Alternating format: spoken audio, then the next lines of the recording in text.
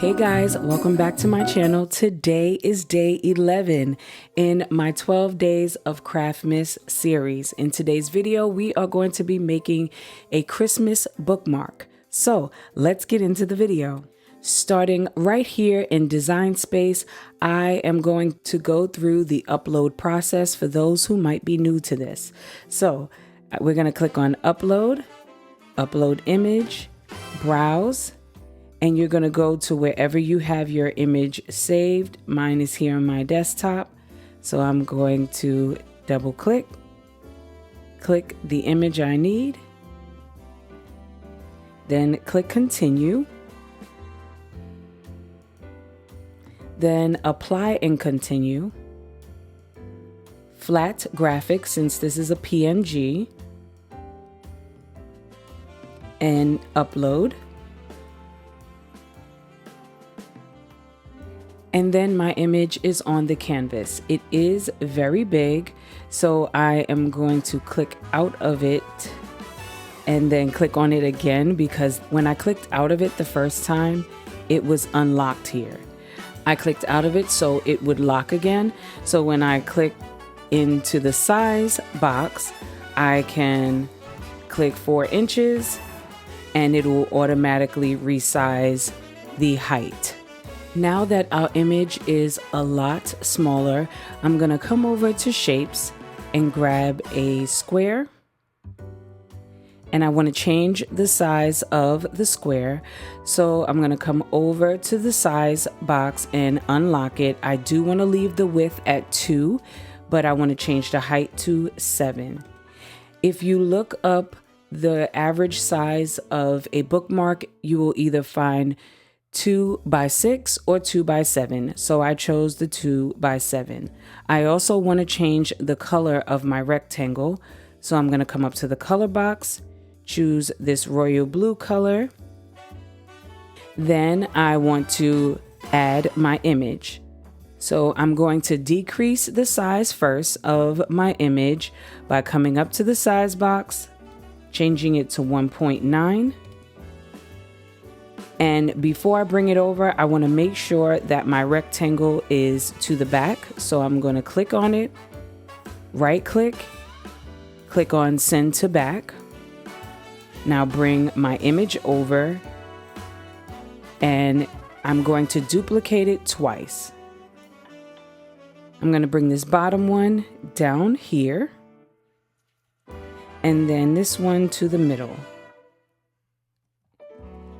And to make sure that they are evenly spaced, I'm going to click on all 3 of them, come up to Align and click Distribute Vertically. And I also want to come back up to Align and click Center Horizontally. So now they are all perfectly lined up. I also want to group them, so if I happen to move them, they all move together. The next thing I want to do is drag over both the rectangle and the images and come back up to Align and click Center. So now it's completely in the center of the rectangle. If you would like to add a hole to the top of your bookmark to put ribbon through or yarn, what you would do is come here to Shapes, grab a circle. I'm going to decrease the size and make it 0.2. Then I'm going to bring it over to where it looks about middle, and then keep the circle selected, hit Shift, and come over to the Layers panel and click on what says Square. And I want to align them first, make it center horizontally, so now you know it's in the right spot, and then come down and click Slice.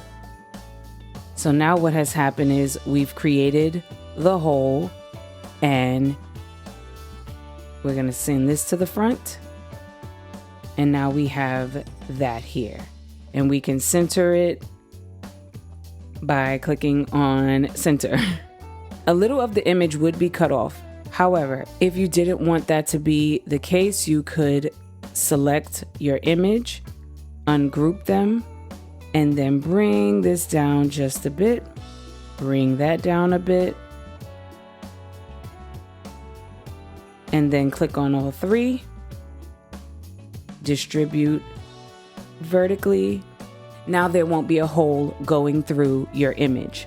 However, I do not want a hole on mine, so I am going to just undo everything that I just did. Now that the hole has been removed, I am going to drag over everything and then click flatten. Before I make it, I'm going to click the image and click duplicate because I do want the design to be on both sides of the bookmark. So I'm not going to click on make and go through all the prompts because I have done that in several videos. So from here, I'm going to meet you at my craft desk. The bookmarks are printed and cut by my Cricut. If you're wondering what cut settings I used, I chose the photo paper option. So let's get this bookmark assembled. I grabbed my tape glue runner as my adhesive of choice. You could use liquid glue, but I prefer to use this because it's less messy and it isn't wet. But use what you have on hand. When you get to this step of putting them together, you want to take your time to make sure that both sides of the bookmark are perfectly aligned, especially if you are using a tape runner. It will attach very quickly and there will be a firm hold.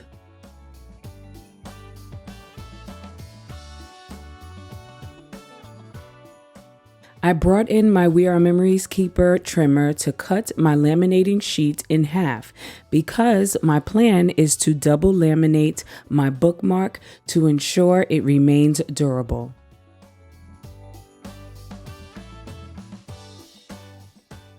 Next, I'm inserting the bookmark into the laminating sheet.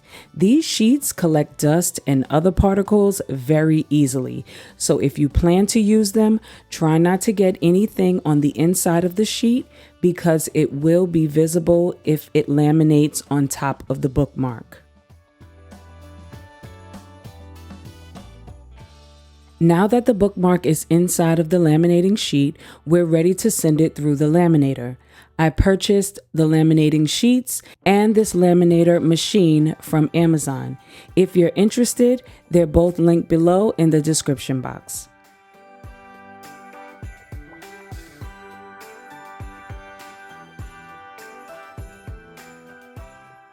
Before I add the second laminating sheet, I'm going to bring my trimmer back in to get this cut down, round off the edges with my scissors, just a little bit, then add the second laminating sheet.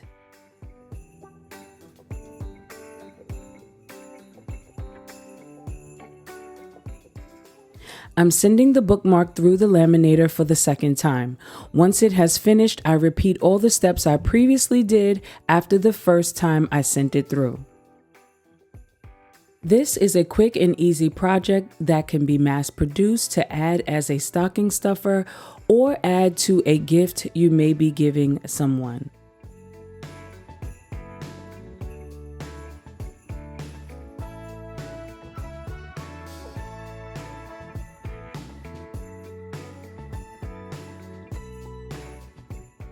And here's the bookmark all done.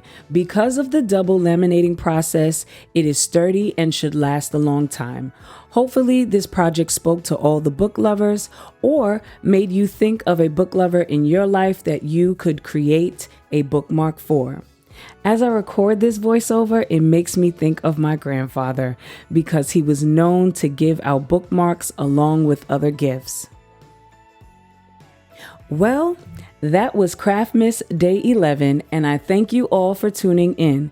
We have one more video in this series, so don't forget to like, leave a comment down below, subscribe if you are new, and turn on the bell notifications so you don't miss the last and final video in this series. I'll see you tomorrow for Day 12. Later, guys.